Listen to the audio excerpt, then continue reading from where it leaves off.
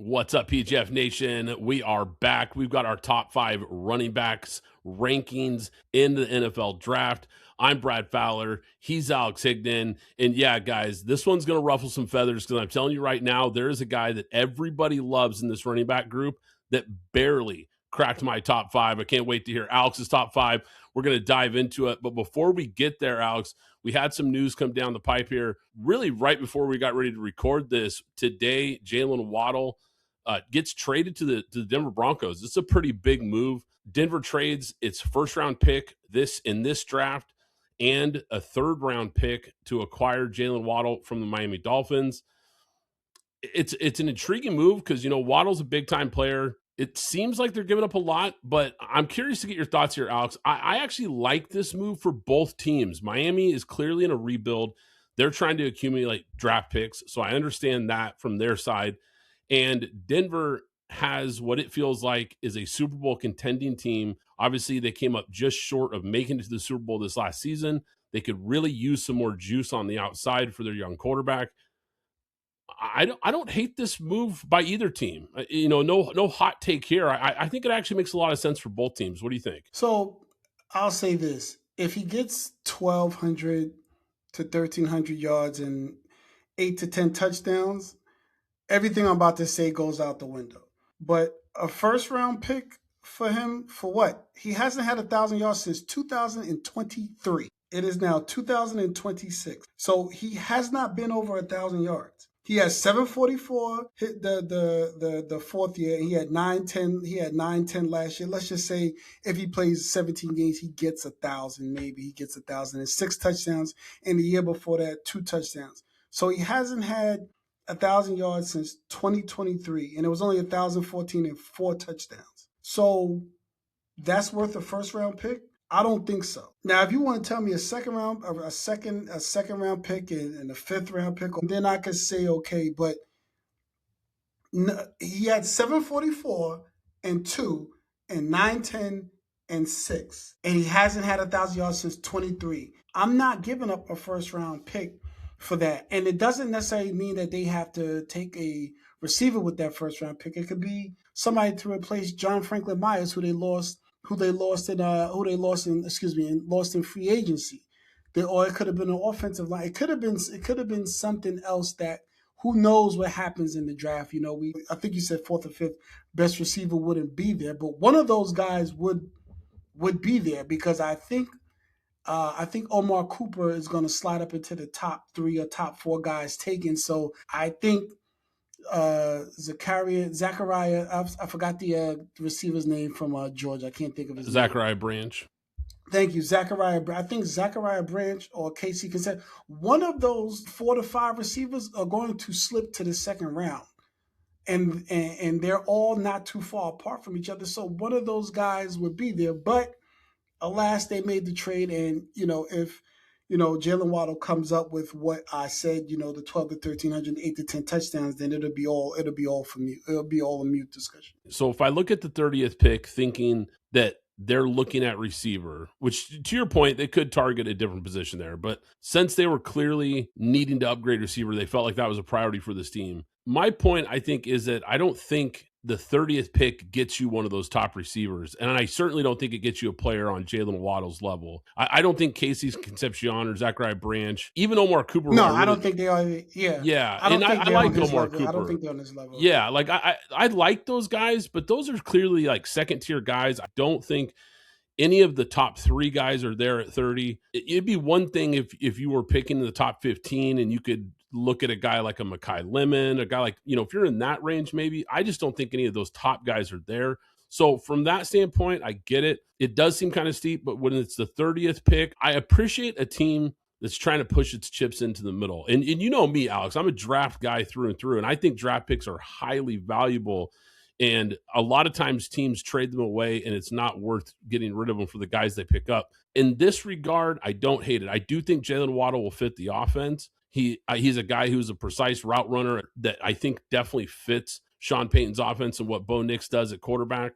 I expect him to have a good year in Denver. Is he an 1,100-yard guy to your point? I don't know, but I do think he's an impact guy. I appreciate the aggressive nature for a team that's trying to get over the hump here and feels like it's in this championship window. For Miami, I definitely like it.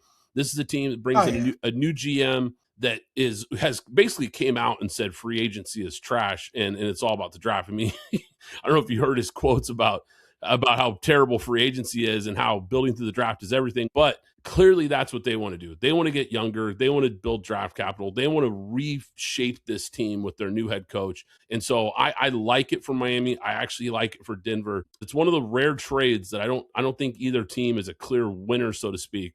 I think it's a good move by both. Before our last episode, some other news broke a couple days ago. We didn't get a chance to talk about it here. My favorite NFL quarterback, Kyler Murray, ends up in Minnesota. This was kind of the worst kept secret in the NFL. This was a lot of speculation that he was going to sign with Minnesota. It made a lot of sense. What's your thoughts here?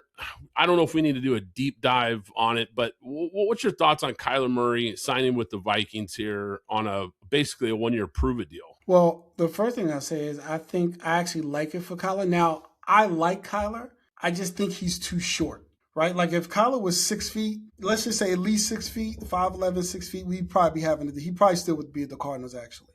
But his height is the issue. But I think he throws the ball great. Now, the off the field stuff and him paying attention and knowing what he has to do, I think was an issue in Arizona. Here in Minnesota, a team that I personally think is a quarterback away from at least being in the playoffs. We're not talking about Super Bowl, at least being in the playoffs. I think that's there. Kevin O'Connell, I think with a curator of the offense like him, with a guy like Kyler Murray, this is going to be his best shot to try and hang on for this. And on the other hand, I think it's over for J.J. McCarthy. I didn't like him to begin with. I didn't think he was a first-round pick coming out. And so I think it's over for JJ. I think it's over for JJ McCarthy, and I think Kyler Murray is going to at least get them to 9-8.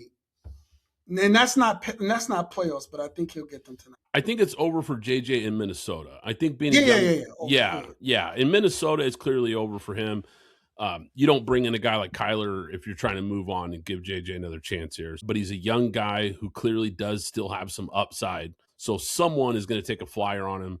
He's going to end up in somebody's camp next season or before the trade deadline. Something will happen where he'll end up on a team where he at least gets a shot to compete for a backup job. And maybe that's what's best for JJ McCarthy. Let's be honest, that he was a developmental guy who really wasn't ready to be thrown into a starting position, let alone on a team especially that one. Yeah, a team with big expectations. So like they didn't have the patience to bring in JJ and let him develop. And I understand why. They've got a team that they feel like is good enough to win now. So it was never really a good fit for a developmental quarterback to begin with. But if he can develop in the background with a McVay, a Shanahan, one of these guys who we know really does a great job developing quarterbacks, who knows? Maybe he's the next redemption story, a la Sam Darnold in a few years, and we look back and say, wow, look at the leaps this guy made. Who knows? But he's certainly going to get a chance somewhere else. As far as Kyler Murray, obviously I joked there a minute ago about Kyler being my favorite quarterback because he's certainly not. I don't know if anybody trashes him more than I do. And look, I'm going to push back on this. It has way more to do with him just being short. He's not a good quarterback. Is he short, and has that always been an issue? Absolutely. But the guy, there's all kinds of stories about work ethic, leadership, attitude. It's way more than just being short. And I think there's a reason that his market wasn't very robust. I don't think there was a whole lot of landing spots for Kyler Murray for a reason. I think that he's viewed as a pretty toxic personality in NFL locker rooms. This is a big opportunity for him. Forget big. It's a huge opportunity for him to reshape his image going forward, because if this goes poorly in Minnesota, this might be his last chance at being a starter, which is hard to believe for a guy who's still pretty young. But I don't think he's going to get a whole lot of cracks at this if this goes poorly, because this is a perfect opportunity when you're talking about elite playmakers, you're talking about an elite offensive mind. This has to work for Kyler Murray. Because if this goes off the rails, and look, I don't think this is going to work. I think it's a weird fit. I don't think he's a good fit for KOC's offense personally. And this is really going to show us How much does Kyler want this? How much drive does he have to reestablish himself as a quarterback in this league? And how good is Kevin O'Connell as far as being a quarterback whisperer? Because he kind of gets labeled this quarterback guru when, yeah, we've got stories like Sam Darnold, but he also couldn't elevate JJ McCarthy. So how good is he at developing quarterbacks? I don't know. We're going to find out a lot about Kevin O'Connell as a coach, and we're going to find out a lot about Kyler, the quarterback, next season. It's definitely going to be fascinating to watch. That is for sure. But Alex, free agency is behind us for the most part. Obviously, there's still some trickling movement, but all the big names are pretty much wrapped up. Back to the NFL draft, which means back to our rankings here. So we're going to shift gears here, get into these running backs. This is a class, Alex. Last year, if you remember, we had one of the deepest, most talented running back classes we've had in a long time. So I kind of expected this running back class to not be as talented as the one that we just had. However, I think this group is being a little undervalued. I think this is a decent group, Alex. Like everyone knows Jeremiah Love is RB1. No shock, he's going to be RB1 here on our list too. I'm excited to hear who you have behind him because there's a lot of different opinions on these next group of guys, the second tier of guys. I don't think it's as bad a group as people are making it out to be, Alex. What did you think when you started watching the tape? I think it's as bad as a group. I think it is as bad a group as people are talking about. And again, We're not talking about what they are in the NFL. We're talking about prior to them entering the league. Projection. The names, right, the projection. So like number 2, because we know we all know about Jeremiah Love, so we could just we know what he is. So my number 2 running back is Jadarian Price, the actual partner to Jeremiah Love. I think he only had 223 carries, I think, in his entire career at Notre Dame because he was always a backup. But I think he can be another guy that steps in and can be a starter, similar to Josh Jacobs, who was a guy that did not have a lot of carries, that where Damian Harris was the leader at Alabama. He came in behind Damian Harris and still was a first round pick. I think Jadarian Price will be a nice second round, maybe late second round, early third round, but a second round pick for a team to pick up. Like I said, Jeremiah Love's RB1. Pretty obvious choice here for both of us. We're not going to, shock anybody with any hot takes and put somebody else there.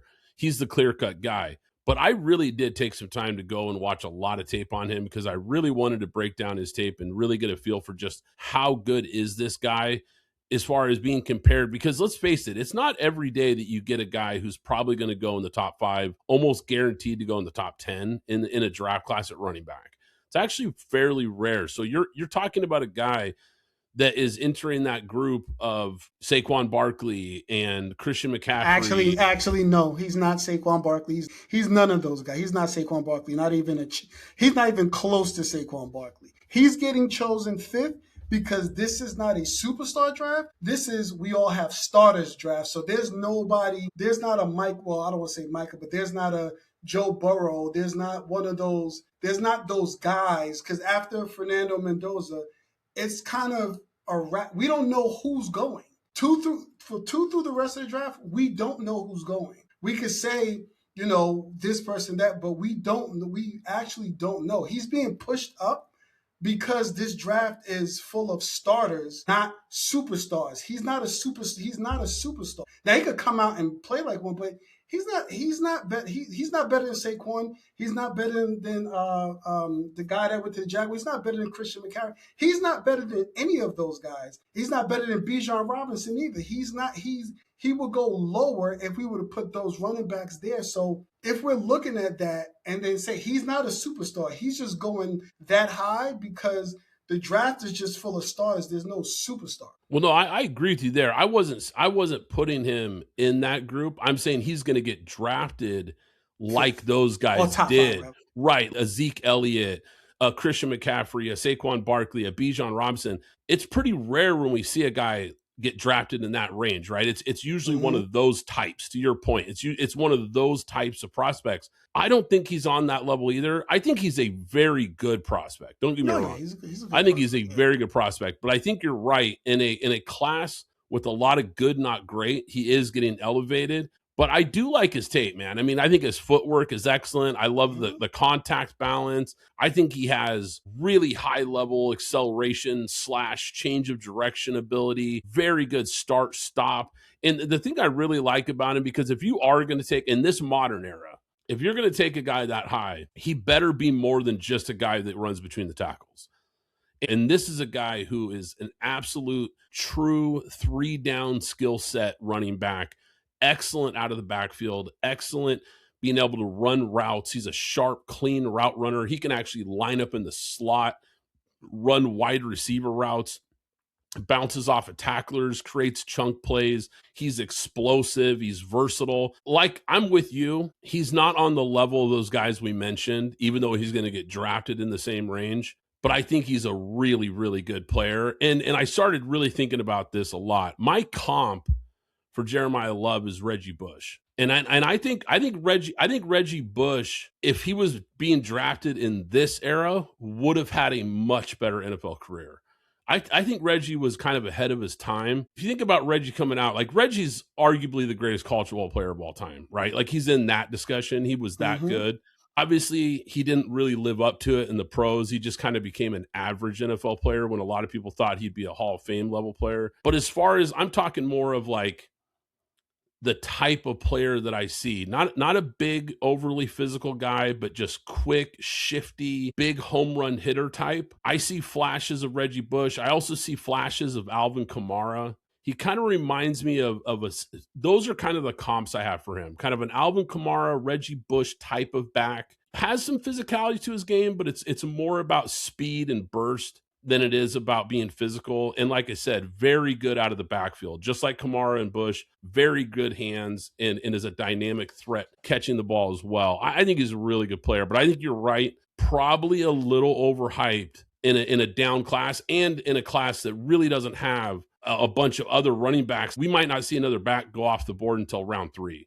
My number 2 running back, Alex, is Mike Washington out of Arkansas. And he's my number 3. Yep. Yeah, this is a guy, we talked about him a few times now. He is crushing the pre-draft process. And he's a guy that has continued to make me go back and look at tape after the Senior Bowl and after the Combine. I had to go back and watch more and more tape of this guy because, man, I'm starting to like more and more that I watch. You're talking about a guy with a rare size speed combination, 223, big, physical, powerful, high motor, has really elite top end speed. We saw that at the Combine. Downhill, kind of a punishing style, runs behind his pads. He has really quick jump cuts. His start stop is, I think it's pretty rare for a guy his size, Alex. And like I said, when I talk about the 3 things, I say it all the time. You guys have all heard it. Tape, check. Senior Bowl, check. Combine, check. I really think this guy is NFL ready. I think he's going to be a surprisingly good player right out of the gates for somebody. Yeah, and I have him number 3, so we can talk about him really quick. And I do like him a lot. The reason I have him behind Jadarian Price is because I think what Jadarian Price showed, God, I can't remember the game, but what he showed and him not having that many carries, but what he was behind Jeremiah Love just means more to the league, means more to NFL than what Mike Washington does. And I think Mike Washington, he ran a 4.31. I think he ran a 4.31 if I'm not mistaken, 4.32. Yeah. But either way, he ran a 4.3 something. Fast. Right. And then his size. And then I think where people are going to stop at, he doesn't catch the ball out the backfield a lot. So I think that Jadarian Price does, and I think that's why I have Jadarian Price 2 over Mike Washington. No, and I get that. And I mentioned that just a minute ago with Jeremiah Love. It's a big value thing in today's NFL. My number 3 guy, Alex, is Emmett Johnson out of Nebraska. My number 4 guy. Okay. Yeah, and I like this guy. Well, my number 5 guy. Number 5? Okay. Mm-hmm. So I assumed he would make your list. Really good player. One of my favorite evaluations in this class. I think, so to your point about receiving, didn't have big receiving numbers, but I think that he showed flashes of a guy who has some upside as a receiving back. We did see him take some snaps in the slot and out wide, which I think really showed some versatility. He's got quick feet. Only thing that drags him down a little bit, and it's not even a big deal, but the 4.56, I was hoping for a better 40 time. It's sufficient, right? He's fast enough. I just wish he had a little more top end speed, but I love his north-south physical running style. Doesn't waste any steps, doesn't dance around in the hole. He's a decisive runner, hits the hole and gets downhill in a hurry. Very consistent production. I think he's an explosive all-purpose back that, like we've been talking about, I think he's a guy that you're not going to have to sub out in third down. Probably a day 3 guy, probably more of a rotational guy, but I think he's a player that could really outplay his draft slot in the NFL. Yeah, and it's possible that he could. You know what? It depends on what. Let's just see where he gets drafted. Let's see who drafts him. Because if he gets drafted to Denver, he's not going to have that because they don't run the ball. My stake of claim against Sean Payton, but I'll wait to see where he gets drafted. But I do like him. I have him number 5 because I have Kaytron Allen from Penn State at number 4. Okay. And I like him, and I'll mention Nick Singleton here, but he got hurt. But that is a guy that I like as well. But Kaytron Allen came in for Nick Singleton after he got hurt, and just ran the Penn State offense the best that he could. At least if you talk about last year, last year's not really the year to talk about, but he ran the ball the way you would expect a Penn State running back to run the ball when he got his opportunity. I like Kaytron Allen, a guy that is really just outside my top 5, really good player. I actually like his teammate better. I have Nicholas Singleton number 4, Alex, and they're not far away from each other in my rankings. I just like the blend of size, speed, and explosiveness that I see from Nicholas Singleton. I think he has some absolutely legit traits in 4.39 speed, home run hitter ability, gets to that top speed in a hurry. I mean, his 0 to 60 is outstanding. I love his attitude. He's a guy who just runs angry. He's a tough goal line runner, a physical runner when he needs to be. Really, really good in pass protection versus the blitz. And I know that's not a sexy thing to talk about with running backs, but I'll tell you what, coaches, they love that because he's a guy that can get in there and protect the quarterback on passing downs, takes care of the football, 0 fumbles his senior year. I really like this guy. If you go back, it's because you mentioned the Penn State, and we've talked a lot about it during this draft process. Penn State and Clemson and LSU are 3 programs going into the year that we all thought were going to be like legit national championship type contenders, and all 3 of them, their seasons derailed, and a lot of their top prospects had kind of down years. And now it's made the evaluation process kind of tricky for these guys because his 2024 tape for Singleton is outstanding. I mean, he looks like an absolute first-round pick. 2025 tape, everything at Penn State, like I said, falls apart, doesn't really have the same level of play, didn't fully test at the combine. So that is a concern. There's some medical checks, some things that I think are going to be important for him. But if we're talking about just betting on the traits and going off of his best tape, I think he's a guy who could really be a good player at the next level. If you're noticing something here, it goes back to my intro. The name that everybody loves that I'm down on is Jadarian Price. Jadarian Price just barely cracks my top 5, Alex, and he squeaks in at number 5. Not that I don't like this kid. I do. I think he's being really overrated because every list I see is Jadarian Price number 2. Everybody's got him number 2. I think he's a good player. The one thing about Jadarian Price, I don't see any special. I don't see anything special about Jadarian Price. I think he's a scheme fit guy. I think now he has great vision. I think he has exceptional patience, which I love when I watch his tape. He's a guy who lets his blocks develop. I think he has a very natural feel for the position as far as finding cutback lanes because he's a one-cut runner, not going to dance around, really strong contact balance. He has good hands, clean route runner, quick acceleration, doesn't have elite speed, doesn't have that home run, elite pull away speed in the open field. I think He's a little bit scheme dependent. I wouldn't want to use him in a power scheme. I think in a zone blocking scheme, Yep. he could be really good.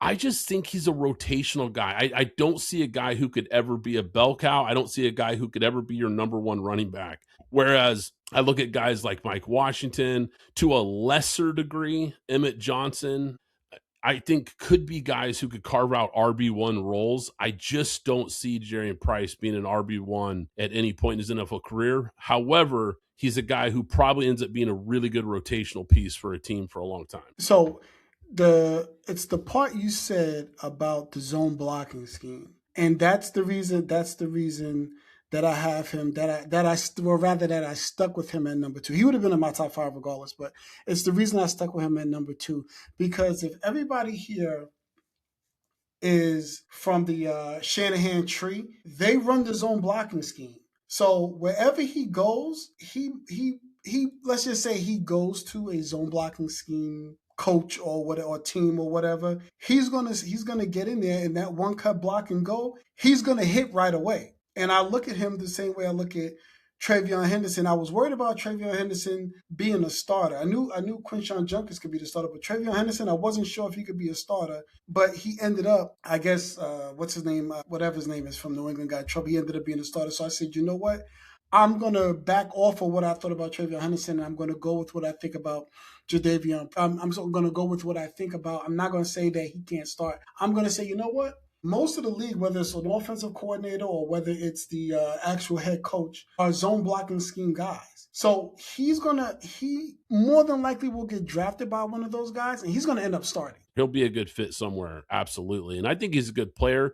I just don't think he has some of the traits. Like I look at Nicholas Singleton, way more explosive. I look at Emmett Johnson, I think he's a more complete, more physical back. I look at Mike Washington, I just think he has way more upside and way more physical talent. So for me, I like Jaylen Price. I just don't see a lot of elite traits. I just see a lot of BB pluses. I don't see a lot of A's, if that makes sense on the grade card. Yeah, absolutely. Yeah, absolutely. So let me ask you, who do you have? I know you talked about Kaytron Allen. So who else? Did you have anybody else that just, maybe 6 or 7? Just missed the cut. I love it. Let's go to just missed the cut. 2 guys, right. Kaytron Allen just missed the cut. Another guy who I haven't had a lot of chance to talk about is Jonah Coleman out of Washington. This guy is like a sawed-off shotgun. 5'9", 228. He's built like a fire hydrant.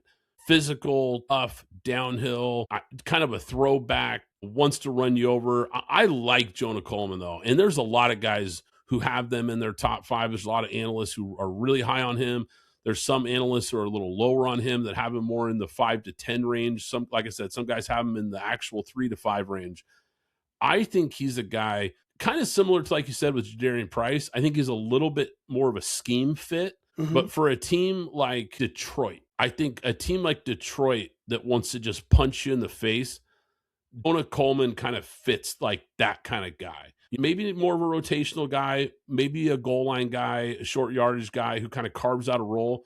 But I think he'll carve out that role and just be a tough runner for somebody next season. Yeah, I can agree with that. The one guy I have now, this is more of a third down. This is more of a third down back. This is probably a little bit more RJ Harvey, like we talked about last year. Desmond Claiborne out of Wake Forest. This is a guy, he's a quick hitter. He's not going to, he can't, well, as of right now, he looks like he can't handle a full 20 to 25 carry a night back. But this is a guy that you could give, 10, have about 10 to 15 plays, especially on third down. And he's going to, he's just a quick hitter. He's just going to quick hit, get you your first down, get out of the game, maybe return a kick or a punt, I don't know. But this is a guy that can come in and change the complexion of, if you have Derrick Henry, well, here's a little bit of Desmond Claiborne. Here's a little bit more speed with Desmond Claiborne. I'm just using that as an example. Here's a little bit of Desmond Claiborne to throw you off and put somebody out there that could catch the ball and take it out. Claiborne, definitely a guy that's a little under the radar, but like you said, shifty, quick,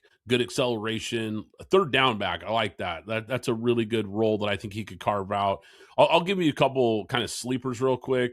Jaden Ott out of Oklahoma. I think people are sleeping on him because he had a down year for the Sooners. Go back and watch his tape at Cal.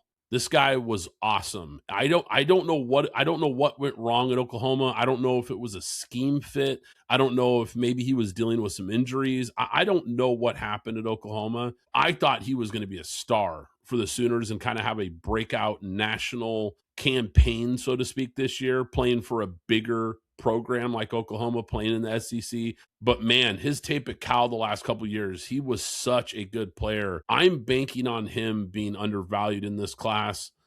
I think, like I said, Alex, I don't know if this is a great running back class. It sounds like you're a little more down on it than I am, but I think with the running back, with the fall off of the running back, in a sense, I think when you get to second through fifth, I guess maybe third through fifth, I think is when you're going to start to see a run on some of these guys, especially Jadarian Price, Mike Washington, Emmett Johnson, Nick Singleton, Katron Allen, whichever one you want to pick. I think Nick Singleton, and I like your pick of Nick Singleton. It's just that he's hurt, and drafting a hurt running back just doesn't seem like what the NFL does. Even though even though from what his resume has shown us in college, he's been good versus the guys that have been healthy and consistent. Is he a guy that probably slides in the draft because of last year's tape and because of the medical? Probably. But like I said, if you go back and you look at him when he was at his best, he looked like a first round pick. And so someone I think is going to bank on that and look at it and say, look, it's the 4th round. He's still sitting here. We didn't expect him to be here. Someone's going to take a flyer on this guy and probably end up with a really good player if, of course, he can stay healthy. But at that point, it's low risk, high reward for a guy like him. I think another quick name I'll throw out, Seth McGowan out of Kentucky, 6'1", 215. He's getting a lot of pre-draft hype right now. He's got some off-the-field concerns that could probably, it sounds like, might drag his stock down a little bit. But as far as the football player, pretty good under-the-radar guy coming out of the SEC. Le'Veon Moss out of Texas A&M, another guy that I like, an intriguing prospect, probably goes later, could have some nice value. We talked about Kalen Black out of Indiana during the Senior Bowl. I thought he was really impressive at the Senior Bowl. I think he's a guy to watch in this draft. So a lot of decent names here. Not a lot of superstars, not a lot of RB1s, so to speak. But I think there's a lot of guys that are going to carve out roles in the NFL. Yeah, it'll be interesting to watch and see when the NFL draft comes up.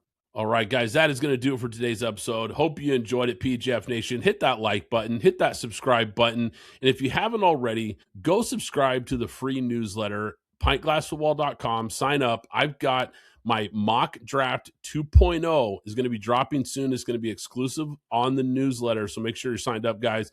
But once again, I'm Brad Fowler. He's Alex Higdon. This is Pint Glass Football, and we'll catch you next time.